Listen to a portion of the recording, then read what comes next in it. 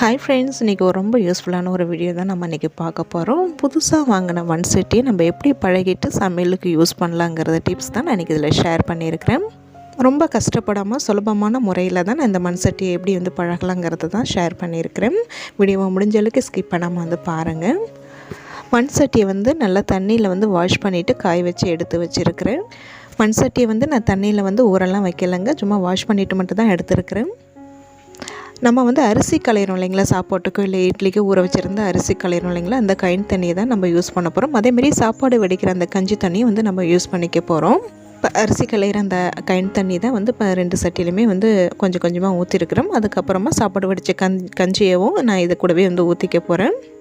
அந்த சட்டியில் அந்த வாய்ப்பகுதிக்கு கீழே கொஞ்சம் ஒரு இன்ச்சு கம்மியாக வர அளவுக்கு தண்ணி ஃபுல்லாக ஊற்றி வச்சுக்கோங்க.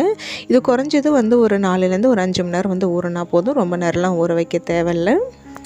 அதுக்கப்புறமா நம்ம இந்த மண் சட்டியை அடுப்பில் வச்சு மீடியம் ஹீட்லேயே வச்சு இதை தண்ணி நல்லா கொதிக்க விடலாம். நம்ம அந்த அரிசி களைஞ்ச தண்ணியை ஊற்றிருக்கிறதுனால இது நல்லா நிறைய பொங்கி வரும். அதனால தான் அந்த சட்டியில் அந்த வாய்ப்பகுதிக்கு கீழே ஒரு இன்ச்சு கீழே நம்ம தண்ணி ஊற்றினா போதும். இது கரெக்டாக ஒரு 10 நிமிஷத்துக்கு மீடியம் ஹீட்லேயே வச்சு இது நல்லா கொதிக்க விடணும். மண் சட்டி நம்ம வாங்கிட்டு வந்ததுமே அது கழுவும் போதே அதில் ஒட்டிகிட்ருக்கிற அந்த தூசி மண் எல்லாமே வந்துடும். இருந்தாலும் இதுமாரி நல்லா கொதிக்க விடும் போது மிச்சம் மீதி இருக்கிற ஒட்டிகிட்ருக்கிற அந்த அழுக்கு அந்த மண் சட்டியோட அந்த மண் வாடை எல்லாமே வந்துடும்.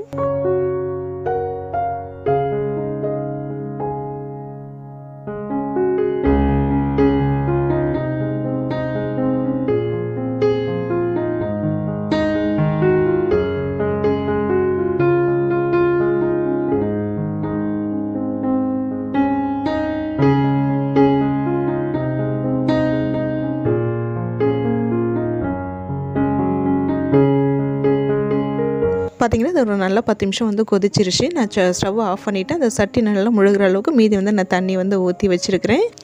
இது கொஞ்சம் நல்லா ஆறணும். அதாவது கை பொறுக்கிற அளவுக்கு சூடு அந்த தண்ணி இருக்கிற அளவுக்கு இது ஆறினா போதும். அதுக்கப்புறமா இது நல்லா அந்த தண்ணியெலாம் கொட்டிட்டு வாஷ் பண்ணி எடுத்துக்கலாம்.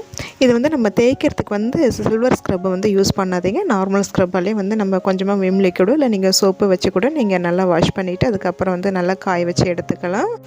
சில பேர் இதுக்கு சோப்பு யூஸ் பண்ணக்கூடாதுன்னு சொல்லுவாங்க. நான் எப்போதுமே சமையல் செஞ்சு முடிச்சதுக்கப்புறமா இது வாஷ் பண்ணுறதுக்கு நார்மலாக சோப்பு இல்லை லிக்விட் என்ன யூஸ் பண்ணுறேனோ அதை வச்சு தான் நான் தேய்ச்சி எடுத்துக்கிறேன். அதனால் அதோடைய வாசனைலாம் அந்த அளவுக்கு பெருசாக எனக்கு இது வரைக்கும் தெரிஞ்சதில்லை. நான் எப்படி யூஸ் பண்ணுறேனோ அதை தான் உங்ககிட்ட நான் ஷேர் பண்ணுறேன். நான் இன்றைக்கி விம் லிக்விட் தான் யூஸ் பண்ணுறேன். அந்த ஸ்க்ரப்பை வச்சு தேய்க்கும் போதே உங்களுக்கு பார்க்கும்போதே தெரியும் மிச்சம் மீதியாக ஓட்டிகிட்டு இருக்கிற அந்த அழுக்கெல்லாம் வந்துடும்.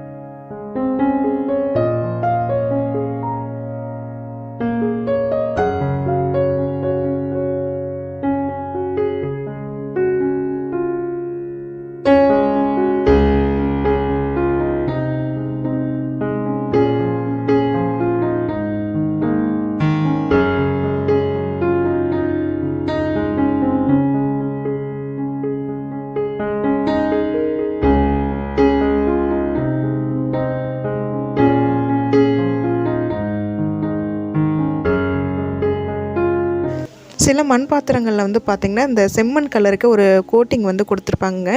அந்தமாரி பண்ணியிருக்கும் போது நீங்கள் இப்போ நான் சொல்கிற மெத்தடை ஒரு 2லேருந்து ஒரு 3 தடவை பண்ணிக்கோங்க. இப்போ நான் வாங்கிட்டு வந்த மண் பாத்திரங்கள் நல்லா தான் இருக்குது. இது ஒரு தடவை பண்ணாலே போதும். ஒரு தடவை பண்ணியுமே உங்களுக்கு அந்த மண் வாடை உங்களுக்கு தெரிஞ்சதுன்னா திருப்பி இதே ப்ராசஸ் இன்னொரு தடவை செஞ்சிட்டிங்கனால கண்டிப்பாக அந்த மண் சட்டியோட அந்த மண் வாடெல்லாம் கண்டிப்பாக போயிடும். அதுக்கப்புறம் நீங்கள் சமையலுக்கு யூஸ் பண்ணிக்கலாம். சட்டியை நல்லா வாஷ் பண்ணிவிட்டு நல்லா காய வச்சு எடுத்ததுக்கப்புறமா அதில் கொஞ்சமாக எண்ணெய் சேர்த்து ஃபுல்லாக நல்லா தடவி விட்டுக்கலாம்.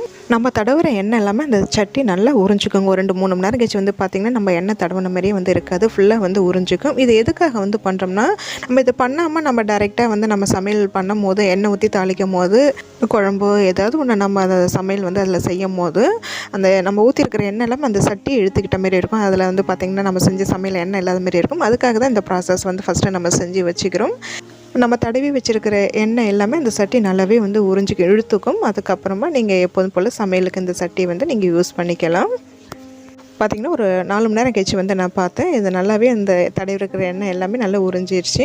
இது மாதிரி தாராளமாக நம்ம சமையலுக்கு எடுத்து யூஸ் பண்ணிக்கலாம். மண் சட்டியில் அந்த மண் வாடையெல்லாம் கண்டிப்பாக வந்து வராதுங்க. ரொம்ப ரொம்ப ஈஸியான மெத்தட் தான் நான் இன்றைக்கி ஷேர் பண்ணியிருக்கிறேன். கண்டிப்பாக இதை நீங்கள் ட்ரை பண்ணி பாருங்கள்.